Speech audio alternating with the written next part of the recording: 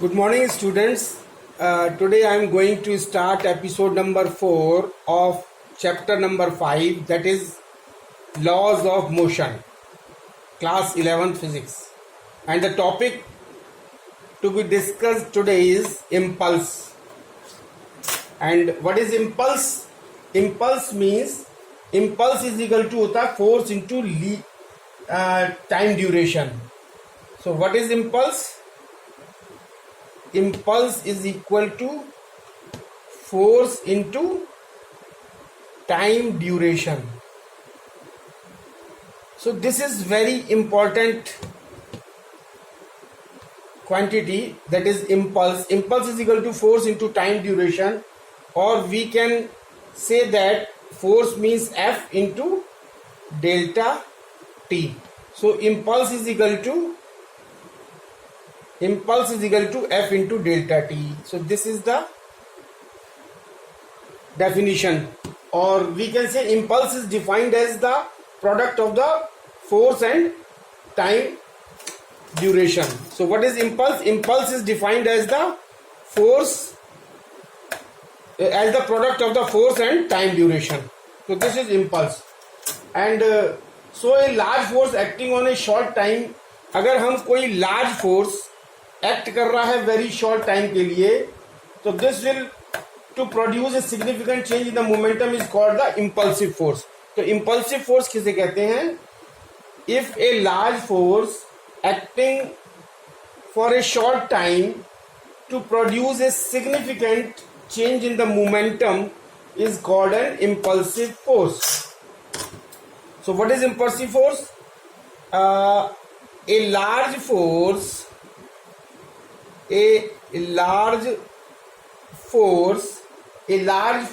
acting for a short time,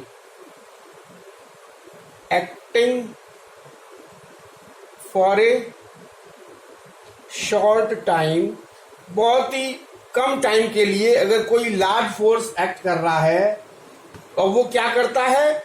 to produce, और वो produce करता है क्या है? ए significant change, a significant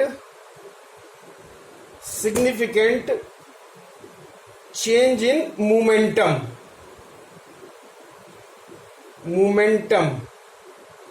is called the impulsive force.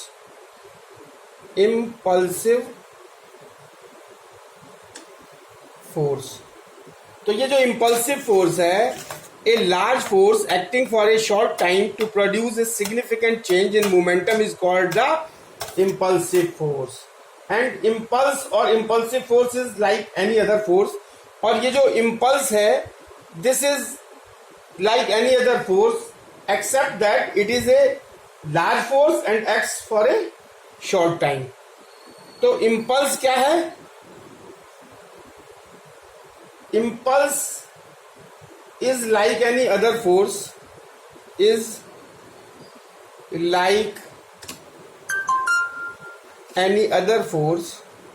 ये जैसा फोर्स, इम्पल्स क्या है? It is like a force. और कैसा फोर्स? इसमें फर्क क्या होता है? Except that this impulse is a large force, that it is a large force and acts for a short time.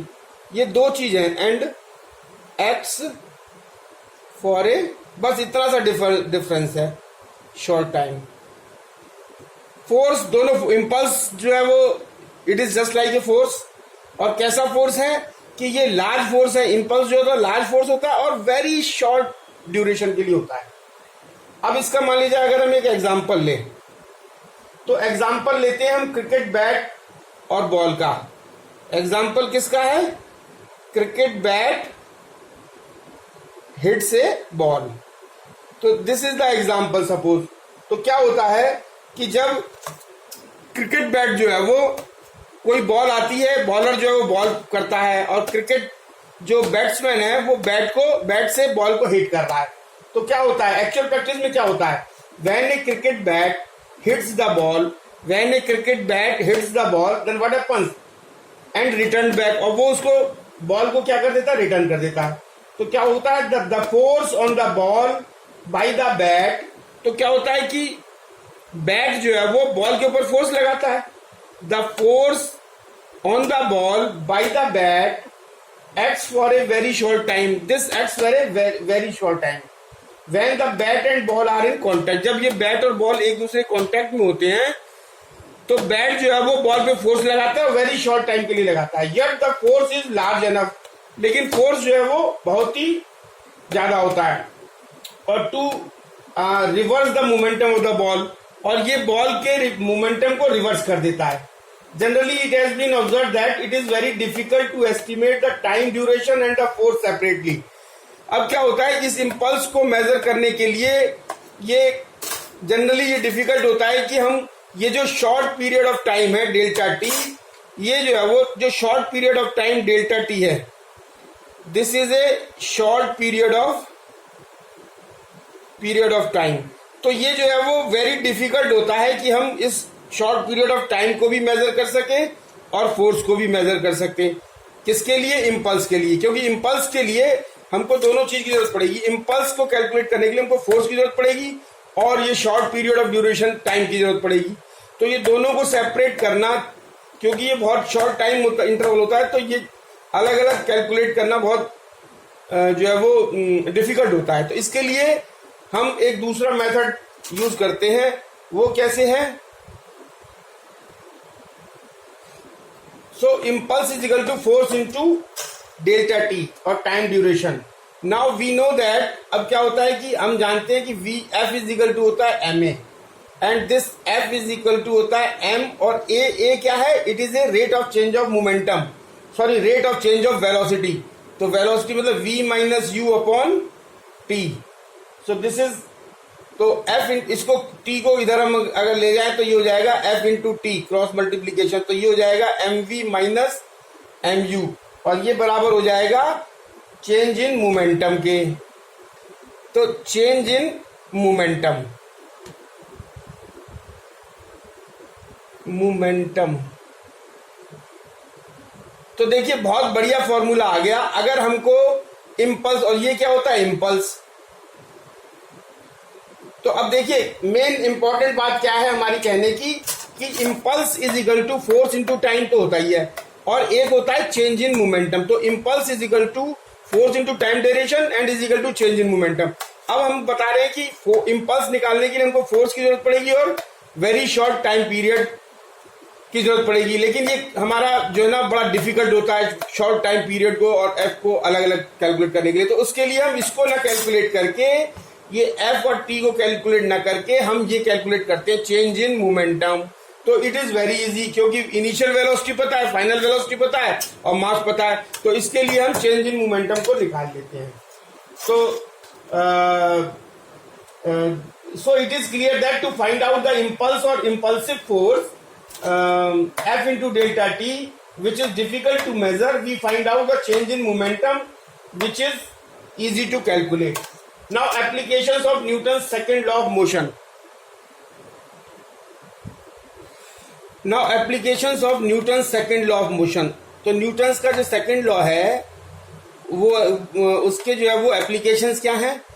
A karate player can break a pile of tiles or a slab of ice with a single blow of his hand.